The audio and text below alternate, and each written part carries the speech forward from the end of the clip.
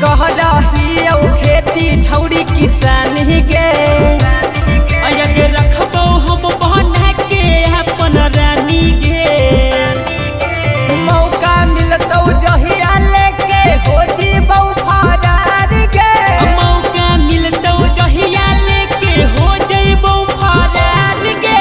बन जीबौ भातार महजा मरबौ लगातार गे। अपन जीबौ भातार मजा मरबौ लगातार गे।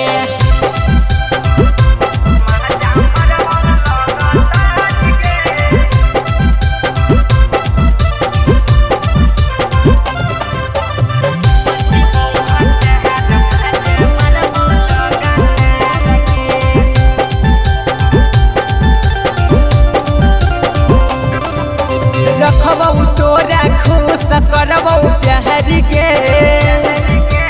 देबौ नहीं दुख हौ बड़ा हमार गे।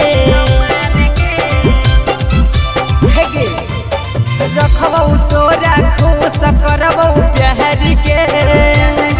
आगे देबौ न कबो दुख हौ बड़ा हमार गे।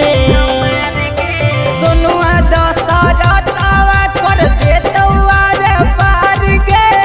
परदीप दिनेशवा कर देतौ आर पार गे। बन जीबौ भातार महजा मरबौ लगातार गे। बन जीबौ भातार